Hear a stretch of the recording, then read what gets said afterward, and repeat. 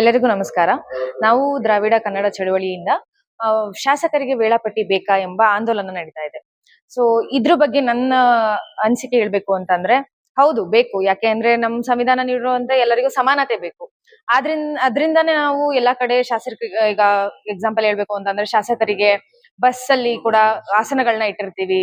ಹಾಗೆ ನಾವೆಲ್ಲಿ ಸಾರ್ವಜನಿಕ ಓಡಾಡ್ತೀವಿ, ಅವರು ಓಡಾಡ್ಬೇಕು ಅಂತ ನಾವ್ ಅನ್ಕೋತೀವಿ. ಬಟ್ ನಾವ್ ಯಾಕೆ ಕೇಳ್ತಿಲ್ಲ ಅಂತಂದ್ರೆ, ಅಧಿಕಾರ ಕೊಟ್ಟಿದೀವಿ ನಾವು, ಅವ್ರು ನಮಗೋಸ್ಕರ ಕೆಲಸ ಮಾಡ್ಬೇಕು ಅಂಡ್ ನಾವ್ ಅವ್ರಿಗೆ ಸಂಬಳ ಕೊಡ್ತಾ ಇದೀವಿ.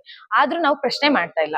ಸೊ ಆ ಪ್ರಶ್ನೆ ಮಾಡ್ಬೇಕು ಅಂತಂದ್ರೆ, ಅವರು ನಮ್ಮ ಜೊತೆಲಿ ನಾವ್ ಹೆಂಗ್ ನಡಿತೀವಿ, ನಮ್ಮ ದಿನನಿತ್ಯದ ಜೀವನ ಏನಿದೆ, ನಾವ್ ಯಾವ ರೀತಿಯಲ್ಲಿ ಚಟುವಟಿಕೆಗಳಲ್ಲಿ ಭಾಗ ಆಗ್ತೀವಿ, ಆ ತರ ಅವರು ನಮ್ ಜೊತೆಗೆ ಕೈ ಜೋಡಿಸ್ಬೇಕು. ಅದ್ ಯಾವಾಗ ಆಗುತ್ತೆ ಅಂತಂದ್ರೆ, ಅವರಿಗೆ ನಿಗದಿತವಾಗಿ ಸರ್ಕಾರಿ ಉದ್ಯೋಗದಲ್ಲಿರುವಂತಹ ವ್ಯಕ್ತಿಗಳಾಗಿರ್ಬೋದು, ಉದ್ಯೋಗಿಗಳಾಗಿರ್ಬೋದು, ಯಾವ ರೀತಿ ಅಟೆಂಡೆನ್ಸ್ ಆಗ್ತಾರೆ, ಯಾವ ರೀತಿ ಅವ್ರ ದಿನನಿತ್ಯ ಜೀವನ ರಿಜಿಸ್ಟರ್ ಮಾಡ್ತಾರಲ್ವಾ, ಸೊ ಅದೇ ತರ ಇವರು ಮಾಡ್ಬೇಕು. ಯಾಕೆ ಅಂತಂದ್ರೆ, ಅವ್ರಿಗೆ ನಾವೇ ಕೆಲಸ ಕೊಟ್ಟಿರೋದ್ರಿಂದ ನಾವು ಅವ್ರನ್ನ ನೀವೇನ್ ಮಾಡ್ತಿದ್ದೀರಾ ಅಂತ ಕೇಳೋಂತದ್ದು ನಮ್ಮಲ್ಲಿ ಇರ್ಬೇಕು. ಅಂಡ್ ಅದ್ ಬೇಕೇ ಬೇಕು.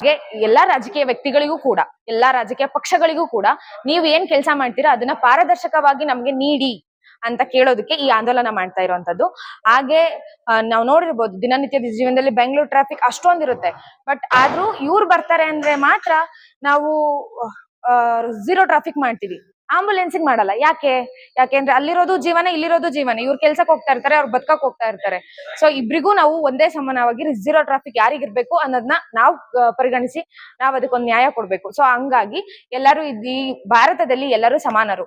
ಅವ್ರು ಯಾವುದೇ ಹುದ್ದೆಯಲ್ಲಿರ್ಲಿ, ಪ್ರಥಮ ಪ್ರಜೆಯಾದ ರಾಷ್ಟ್ರಪತಿ ಕೂಡ ಸಮಾನರೇ. ಎಲ್ಲರಿಗೂ ಸಮಾನ ಹಕ್ಕಿದೆ. ಅವರ ಚಟುವಟಿಕೆಗಳನ್ನ ನಾವು ತಿಳಿಯೋದಕ್ಕೆ, ಆ ಪಾರದರ್ಶಕತೆಯನ್ನ ನಾವು ಹೊಂದೋದಕ್ಕೆ ನಮಗೂ ಹಕ್ಕಿದೆ, ನಮ್ಮ ಕರ್ತವ್ಯ ಕೂಡ ಅದು. ಸೊ ಈ ರೀತಿಯಾಗಿ ಇನ್ನೂ ಎಷ್ಟೋ ಹಲವು ಯುವ ಜನರು ಮುಂದೆ ಬಂದು ಈ ಆಂದೋಲನಕ್ಕೆ ಕೈ ಜೋಡಿಸ್ಬೇಕು. ಹಾಗೆ ಸಮಾಜದಲ್ಲಿ ಪ್ರತಿಯೊಬ್ಬರಿಗೂ ಏನ್ ಆಗ್ತಿದೆ ಅನ್ನುವಂತ ಒಂದು ವಾಸ್ತವಿಕ ನೋಟವನ್ನ ನಾವು ತೋರಿಸ್ಬೇಕು ಅಂತ ಹೇಳಿ ಈ ಆಂದೋಲನಕ್ಕೆ ನಾವು ಕೈ ಜೋಡಿಸ್ತಾ ಇದೀವಿ. ಸ್ನೇಹಿತರೆ ನಮಸ್ಕಾರ. ನಾನು ನಿಮ್ಮ ಶ್ರೀಧರ್ ಕುಪ್ಪೂರು, ಕರ್ನಾಟಕ ರಾಜ್ಯ ಪರಿಶಿಷ್ಟ ಪಂಗಡ ಸಂಘಟನಾ ಒಕ್ಕೂಟ ಕುಪ್ಪೂರು ಶ್ರೀಧರ್ ಮಾತಾಡ್ತೀನಿ. ಏನಿವತ್ತು ದ್ರಾವಿಡ ಕನ್ನಡ ಚಳುವಳಿ ಒಂದು ಆಂದೋಲನ ಸ್ಟಾರ್ಟ್ ಮಾಡಿದ್ದಾರೆ.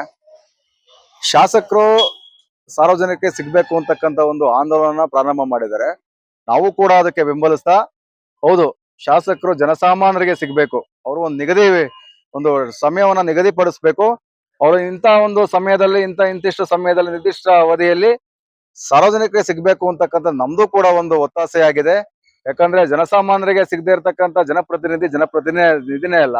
ಇವತ್ತು ಶಾಸಕ ಅಂತಂದ್ರೆ ಅವ್ರನ್ನ ಏನೋ ಒಂಥರ 7 ದ್ವಾರ ಭಾಗಗಳನ್ನ ತೆರ್ಕೊಂಡು ನೋಡ್ತಕ್ಕಂಥ ಒಂದು ಪರಿಸ್ಥಿತಿ ಎದುರಾಗಿದೆ ಈ ಜನಕ್ಕೆ.